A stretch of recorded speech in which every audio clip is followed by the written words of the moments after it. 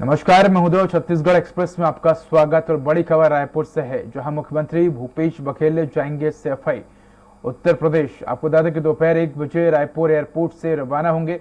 पूर्व मुख्यमंत्री मुलायम सिंह यादव की अंत्येष्टि में शामिल होंगे। शाम 6 बजे रायपुर लौट आएंगे सीएम भूपेश बघेल।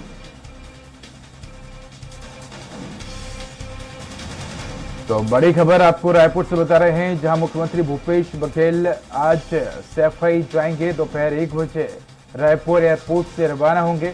पूर्व मुख्यमंत्री मुलायम सिंह यादव की अंत्येष्टि में शामिल होंगे। शाम 6 बजे रायपुर लौट आएंगे सीएम भूपेश बघेल।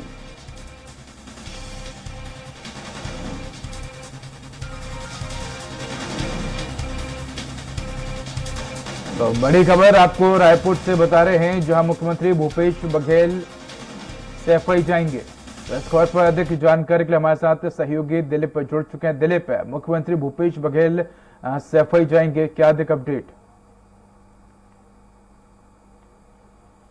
जी बता दें कि कल समाजवादी पार्टी के संस्थापक और अध्यक्ष और उत्तर प्रदेश के पूर्व मुख्यमंत्री मुलायम सिंह यादव का निधन हो गया है। इसको लेकर मुख्यमंत्री ने कल उनको श्रद्धांजलि भी दी थी। और क्योंकि मुख्यमंत्री इस दौरान भेंट मुलाकात कार्यक्रम में थे कल कवर्धा जिले में, कबीरधाम जिले के कवर्धा विधानसभा क्षेत्र में, और उनका रात्रि विश्राम वहीं होना था। आज उनको समीक्षा बैठक वगैरह भी लेनी थी, लेकिन जैसे ही मुलायम सिंह के निधन की खबर मिली, उन्होंने भेंट मुलाकात के बाद बाकी कार्यक्रमों को रद्द कर दिया और कल देर शाम रायपुर लौट आए थे।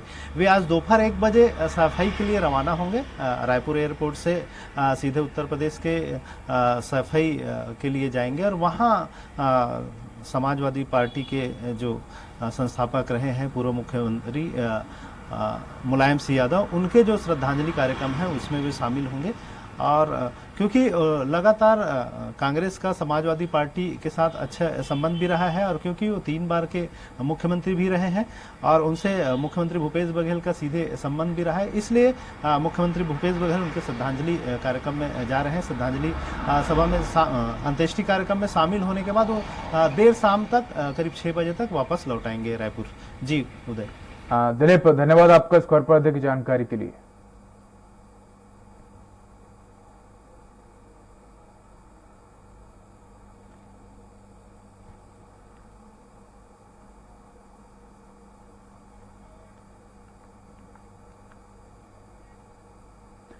तमिलनाडु, कर्नाटक, तेलंगाना, राजस्थान और असम जैसे राज्यों के बाद पहली बार छत्तीसगढ़ में भी ऑनलाइन गेमिंग रोकने के लिए सख्त कानून बनाने की तैयारी शुरू हो गई है। आपको बता दें कि विधि विभाग ने इन राज्यों के कानून का अध्ययन शुरू कर दिया है। इस आधार पर नए कानून का प्रस्ताव तैयार किया जाएगा। अब ऐसा कानून बनाने की तैयारी की जा रही है जिसमें ऑनलाइन गेमिंग चलाने और खेलने पर सख्त कार्रवाई हो सके।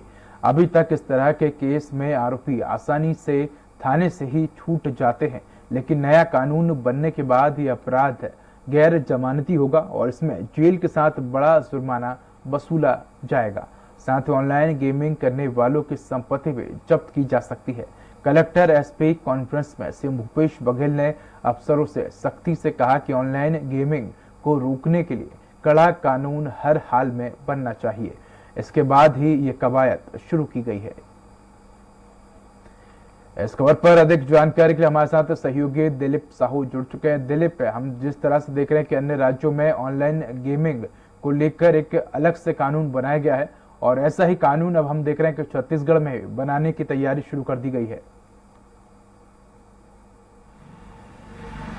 जी उदय, जिस तरह से लगातार जुआ सट्टा के मामले आ रहे हैं और खास करके जो ऑनलाइन जुआ सट्टा, ऑनलाइन सट्टे का बाजार काफ़ी गर्म रहता है, चाहे आईपीएल के मामले में हो, आईपीएल क्रिकेट सट्टा की बात करें, या फिर अभी बहुत सारे अलग अलग ऑनलाइन गेमिंग ऐप्स के माध्यम से लगातार ऑनलाइन जुआ होने की बातें, सट्टा चलाने की बातें सामने आ रही है। और पुलिस ने लगातार, जैसे महादेव ऐप का मामला हो या लोटस 365 का मामला हो, इस तरह के बहुत सारे अलग अलग जो ऑनलाइन गेमिंग चलाने वाले कुछ आरोपियों को गिरफ्तार भी किए हैं। 100 से अधिक जगह पर छापेमारी भी की है, राजधानी रायपुर सहित तमाम जगहों पर, और लगातार ऑनलाइन गेमिंग से जुड़े हुए लोगों की गिरफ्तारियां भी हुई है। तो लेकिन क्योंकि ऑनलाइन गेमिंग को रोकने के लिए कोई विशेष कानून नहीं है, अभी इस जुआ एक्ट के तहत ही इस पर कार्रवाई होती है और जुआ एक्ट में थाने से ही मुचलके पर छूटने का प्रावधान है। तो सरकार अभी जब एसपीओ के साथ सभी तमाम जिलों के एसपी के साथ बैठक हुई, एसपी कलेक्टर कॉन्फ्रेंस के दौरान मुख्यमंत्री भूपेश बघेल ने जुआ सट्टे पर रोक की बात कही, तब पुलिस के द्वारा यह जानकारी दी गई पुलिस प्रशासन की ओर से कि जुआ सट्टा पर लगाम के लिए विशेष प्रावधान नहीं है कानून में, खासकर ऑनलाइन गेमिंग के, क्योंकि आईटी एक्ट के अंतर्गत आता है और आईटी एक्ट सीधे तौर पे केंद्र सरकार का मामला है। तो कुल मिलाकर राज्य सरकार के पास बहुत ज़्यादा शक्तियां नहीं है और खासकर पुलिस के पास, इसलिए मुख्यमंत्री भूपेश बघेल ने सभी विधि विभाग को और डीजीपी को विशेष निर्देश किए कि इसको रोक लगाने के लिए किस तरह का कानून बनाया जा सकता है, इस पर काम हो। और मुख्यमंत्री के निर्देश के बाद से ही विधि विभाग इन तमाम राज्यों के जो ऑनलाइन गेमिंग रोकने के लिए जिस तरह के जो कानून है, खास करके तमिलनाडु, कर्नाटक और तेलंगाना में, उसका अध्ययन किया जा रहा है और उसके अध्ययन के आधार पर वहां जिस तरह से कानून है ऑनलाइन गेमिंग को रोकने के लिए, उस तरह के कानून जल्द ही जल्द छत्तीसगढ़ में लाने की तैयारी चल रही है, ताकि ऑनलाइन जो सट्टा का बाजार गर्म रहता है इस पर रोक लगाई जा सके। लगातार हम देखते हैं आईपीएल के हर सीजन में इस तरह के ऑनलाइन सट्टे में लिप्त बहुत सारे लोग गिरफ्तार किए जाते हैं, लेकिन क्योंकि लचीला कानून होने की वजह से, केवल जुआ एक्ट होने की वजह से आसानी से वो थाने से ही छूट जाते हैं, तो पुलिस के हाथ भी बंध जाते हैं और वो बहुत ज्यादा उसको रोकथाम करने में नाकाम साबित हो रहे हैं। इसलिए सरकार ने यह फैसला किया है कि ऑनलाइन गेमिंग को रोकने के लिए अब एक सख्त कानून लाया जाए और कहीं ना कहीं इसको किस तरह से अमली जामा पहनाया जाए। दिलीप, हम ये भी देखते हैं कि इस पूरे गोरख धंधे में हम ये भी देखते हैं ऑनलाइन गैम्बलिंग में कि कई बार कुछ ऐसे प्लेटफॉर्म होते हैं जो कि लोगों को गैम्बलिंग कराते हैं, कुछ समय तक तो लोगों को उसमें पैसा मिलता है, लेकिन जब लोग हम देखते हैं कि एक बड़ी मोटी धनराशि उस गैम्बलिंग में लगा देते हैं, तो हम देखते हैं कि कई बार वो लोग जो हैं, जो गैम्बलिंग खिलाने वाले होते हैं, वो अपना गेमिंग ऐप जो होता है वो बंद कर देते हैं और फरार हो जाते हैं। जी, आमतौर पर ऐसा केसेस बहुत सामने आए हैं उदय, क्योंकि छत्तीसगढ़ में ही लगातार इस तरह के मामले सामने आए हैं जिसमें ऑनलाइन गेमिंग में फंसकर लोग लाखों रुपए गंवा बैठे हैं। इसके अलावा बहुत सारे लिंक के माध्यम से भी लोगों को इन गेम के लिए प्रोत्साहित किया जाता है कि आप इतने के इनाम जीते हैं, आपको इस फला के माध्यम से, ऑफर के माध्यम से इस इनाम के हकदार हुए। इस तरह के भी ऑफर्स के माध्यम से भी बहुत सारे दूसरे लिंक्स के माध्यम से भी साइबर अटैक हो रहा है और लगातार, और इसमें ऑनलाइन गेमिंग का बाजार भी बहुत ज्यादा गर्म है और लगातार हम देख रहे हैं कि इसकी मार्केट लगातार बढ़ती जा रही है।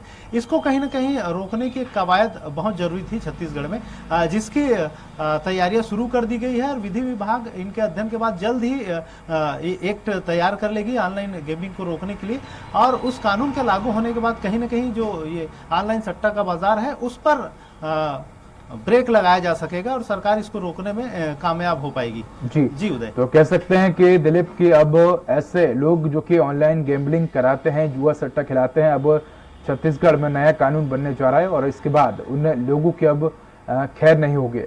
दिलीप, आप हमारे साथ बने रहिए, आगे की खबरों की भी आपसे हम जानकारी लेंगे।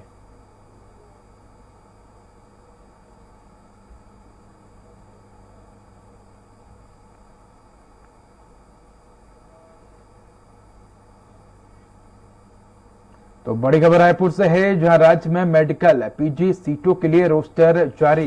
पीजी सीटों में आरक्षण 50%, अब 50% आरक्षण से ले सकेंगे एडमिशन। हाईकोर्ट के फैसले के बाद अनुसूचित जनजाति के लिए 20%, अनुसूचित जाति के लिए 16%, ओबीसी के लिए 14% सीटों का आरक्षण। साथ ही एसटी वर्ग के छात्रों को 12% सीटों का नुकसान। मेडिकल कॉलेजों में अब इसी रोस्टर के अनुसार प्रवेश होंगे। तो इस खबर पर अधिक जानकारी के लिए हमारे साथ रायपुर से सहयोगी दिलीप जुड़े हुए। दिलीप, अब राज्य में मेडिकल पीजी सीटों के लिए रोस्टर जारी कर दिया गया है, किस तरह से ये रोस्टर जारी हुआ है? जी उदय, बता दें कि चिकित्सा शिक्षा विभाग की ओर से मेडिकल की पीजी सीटों पर पोस्ट ग्रेजुएशन सीटों के लिए रोस्टर जारी कर दिया गया है। उसके भर्तियां एडमिशन की क्योंकि प्रक्रिया चल रही है और हाल ही में हाई कोर्ट ने चूंकि 50% से अधिक आरक्षण पर रोक लगा दिया था। पहले राज्य में 58% आरक्षण था, जिसमें एससी के लिए, अनुसूचित जनजाति के लिए था 12%, ओबीसी के लिए 14% और अनुसूचित जनजाति यानी आदिवासी वर्ग के लिए था 32%। इसमें 58 52% के दायरे पर रोक लगाने के बाद अभी जो स्थितियां हैं वो फिर 50% आरक्षण के आधार पर जिस तरह से एमपी में लागू है उसी प्रणाली पर यहाँ पर शुरू किया रोस्टर जारी किया गया है, जिसमें ये ओबीसी के लिए 14%, एससी के लिए 16% और जो आदिवासी वर्ग है, अनुसूचित जनजाति, उसका 32 से घटाकर अब 20% कर दिया गया है। तो इस तरह से कुल 50% आरक्षण के हिसाब से रोस्टर जारी कर दिया गया है। और राज्य के जो राज्य कोटे के 224 पीजी सीटें हैं उन पर ये आरक्षण रोस्टर के तहत ही भर्तियां ली जाएंगी। 50% जो सीटें हैं वो इन आरक्षण के रोस्टर के आधार पर भर्ती की जाएगा। 50% सीटें बिन अनारक्षित वर्ग से लिया जाएगा। तो इस तरह से आरक्षण रोस्टर लागू किया गया है। हालांकि इससे अनुसूचित जनजाति वर्ग के जो छात्र हैं उनको नुकसान होगा, क्योंकि उन्हें सीधे तौर पे 12% सीटों का नुकसान होगा। तो कुल मिलाकर यह आरक्षण, क्योंकि अभी ये जो मामले हैं लगातार कोर्ट में है और सुप्रीम कोर्ट में भी बहस चल रही है। हालांकि राज्य सरकार की ओर से ये आश्वासन दिया गया है कि उनका जो आरक्षण है आदिवासी जनजातियों का वो नुकसान नहीं होगा। लेकिन जिस तरह से अभी कोर्ट के फैसले आने में विलंब है या सरकार नई नीति लाने में समय लगेगा, इसलिए कहीं ना कहीं जो अलग अलग विभागों में जो भर्ती प्रक्रिया शुरू हुई है उसका एक हिस्सा है कि मेडिकल चिकित्सा में जो भर्तियां चल रही है पीजी में खासकर, उसके लिए शिक्षा विभाग की ओर से अभी मौजूदा जो परिस्थितियां हैं उसके हिसाब से रोस्टर जारी कर दिया गया है। इसके बाद जो परिस्थितियां उत्पन्न होगी या राज्य सरकार द्वारा कोई निर्णय लिया जाएगा, अगर अध्यादेश लाने की भी तैयारी की जा रही है, इस तरह की बातें सामने आई हैं कि जल्द ही से जल्द राज्य सरकार इसको लेकर एक अध्यादेश ला सकती है, विशेष सत्र भी बुला सकती है, ताकि जो आदिवासी वर्ग है उनका जो हित है वो नुकसान न हो आरक्षण के मामले पे। लेकिन ये बात की बात होगी, लेकिन अभी जो मौजूदा स्थिति है उसको ध्यान में रखते हुए पीजी मेडिकल सीटों के लिए आरक्षण रोस्टर जारी कर दिया गया है। जी उदय। जी दिलीप, धन्यवाद आपको इस खबर पर अधिक जानकारी के लिए। तो ब्रेक के बाद एक बार फिर आपका बहुत स्वागत है। 17 अक्टूबर को कांग्रेस के राष्ट्रीय अध्यक्ष का चुनाव होना है। इसको लेकर तैयारियां शुरू हो गई हैं। राजधानी रायपुर के कांग्रेस के मुख्यालय राजीव भवन में 17 अक्टूबर को छत्तीसगढ़ के सभी 307 डेलीगेट्स मतदान करेंगे। इसमें प्रदेश अध्यक्ष मोहन मरकाम, सीएम भूपेश बघेल समेत 53 विधायक और पदाधिकारी शामिल हैं। इसके पहले कांग्रेस के राष्ट्रीय अध्यक्ष के दोनों उम्मीदवार मल्लिकार्जुन खड़गे और शशि थरूर जल्दी ही छत्तीसगढ़ आ सकते हैं। प्रदेश निर्वाचन अधिकारी हुसैन उमर दलवाई 15 अक्टूबर को रायपुर पहुंचेंगे। मतदान बैलेट पेपर से होंगे। मतदान पूरी तरह गोपनीय रहेगा।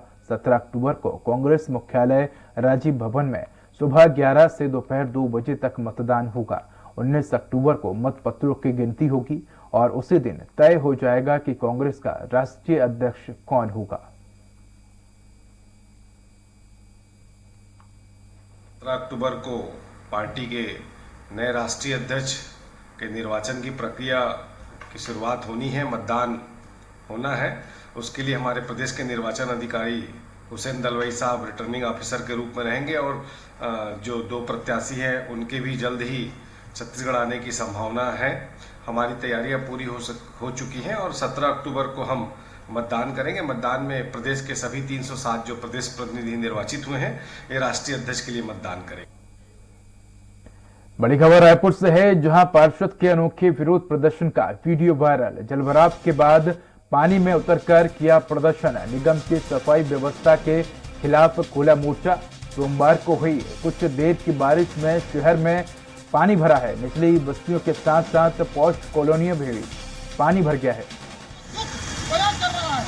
आज जो लोग हैं देखिए, माता बहनें ये अगर गिर जाएंगे तो क्या होगा इनका। ये बहनें, छोटे छोटे बच्चे आज डर करके जा रहे हैं। ऐसी परिस्थिति में आज हम नगर निगम हाय हाय, नगर निगम हाय हाय, नगर निगम हाय हाय, महापौर हाय हाय, महापौर होश में हो, महापौर होश। नींद में सोए हुए हैं। ऐसी परिस्थिति में उनको इस्तीफा देना चाहिए। आज पूरा बारिश जा चुकी है, अचानक जाती। आज जो लोग हैं देखिए, माता बहनें ये अगर गिर जाएंगे तो क्या होगा इनका।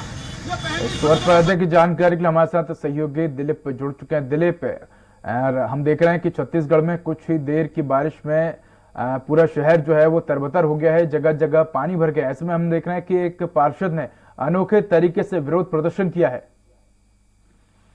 जी उदय, आमतौर पर ये देखने को मिलता है जब एकदम से अचानक ज्यादा बारिश हो जाती है तो बहुत से निचली बस्तियां हो या बहुत से पास इलाके हो जहां जल भराव की स्थितियां देखने को मिलती है। इसी कड़ी में ये जो खास करके जो जी निचली बस्तियां वाला कुछ क्षेत्र है और इसको लेकर जो स्वामी आत्मानंद वार्ड के पार्षद है अमर बंसल, उन्होंने कपड़े में उस तरह के लगा करके महापौर और निगम आयुक्त के खिलाफ हाय हाय लिखकर उन्होंने प्रदर्शन किया और उन्हें जताया कि किस तरह से निगम की नाकामियां की वजह से सड़कों पर इतनी पानी भर रही है, क्योंकि जो पास इलाका है समता कॉलोनी, उस क्षेत्र में भी पानी भर गया था। और जिस तरह की स्थितियां हम तस्वीरों में देख रहे हैं वो स्थितियां बहुत सारे जगहों पर देखने की मिली थी। कल देर शाम जमकर बारिश हुई थी, जिसकी वजह से बहुत सारे जो पास इलाके हैं, खासकर समता कॉलोनी के अलावा जो बूढ़ा तालाब का एरिया है, जयस्तंभ चौक के पास का इलाका है, इसके अलावा जो शहीद स्मारक भवन है उसके सामने का एरिया है और घास मेमोरियल ग्राउंड के पास की स्थिति है। तो इस तरह से बहुत सारे जगहों पर पानी भर गई थी। हालांकि 1.5-2 घंटे बाद पानी उतर गया, लेकिन जो स्थितियां पैदा हुई इससे आने जाने में लोगों को खासी दिक्कतों का सामना करना पड़ा। और इसको लेकर ही जो भाजपा के पार्षद है अमर बंसल, उन्होंने ये अनोखा प्रदर्शन किया और कहीं न कहीं नगर निगम की जो नाकामियां हैं उसको दिखाने का प्रयास किया। और उन्होंने ये इस वीडियो के माध्यम से वीडियो वायरल किया और उसके माध्यम से विरोध प्रदर्शन किया कि लगातार लाखों रुपया करोड़ों रुपया खर्च करने के बावजूद भी ये स्थितियां पैदा हो रही है, क्योंकि नालियों में खासकर कचरों की सफाई समय पर नहीं हो पाती और नालियां जाम होने की वजह से ही जो पानी है वो नालियों के माध्यम से बहने के बजाय वो रोड में आ जाती है, सड़कों पर आ जाती है और नालियों का गंदा पानी भी सड़कों पे बहने लगता है। इस वजह से जो सड़कें हैं वो लबालब हो जाते हैं। तो कहीं ना कहीं ये नगर निगम की नाकामियां हैं, इसको उजागर करने का उन्होंने प्रयास किया। जी धन्यवाद आपका इस खबर पर अधिक जानकारी के लिए।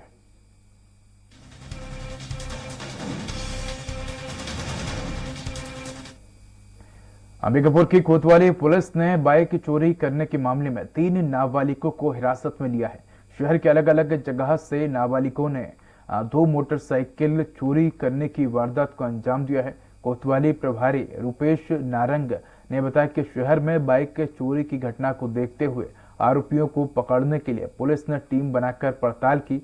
इस दौरान कोतवाली पुलिस ने 3 नाबालिग को हिरासत में लेते हुए उनके कब्जे से चोरी की 2 मोटरसाइकिल बरामद कर ली है और पुलिस मामले की जांच में जुट गई है।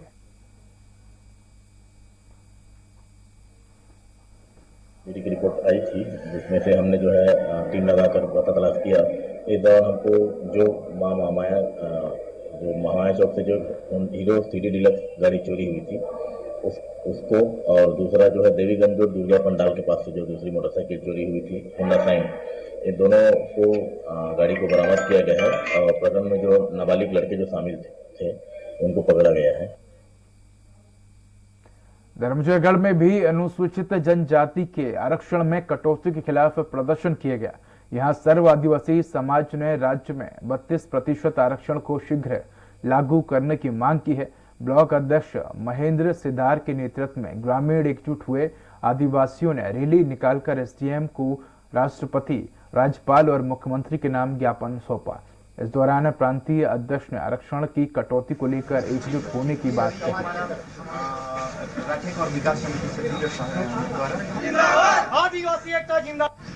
छत्तीसगढ़ में 2011-12 से आदिवासियों को 32% आरक्षण दिया जा रहा था, लेकिन अभी हाई कोर्ट के माध्यम से उसमें 12% कम कर दिया गया है, जिसके चलते सर्व आदिवासी समाज प्रदेश स्तर में हम चाहते हैं कि जो 32% आरक्षण है वह यथावत हमको दिया जाए। फिलहाल इस बुलेटिन में इतना ही। नमस्कार।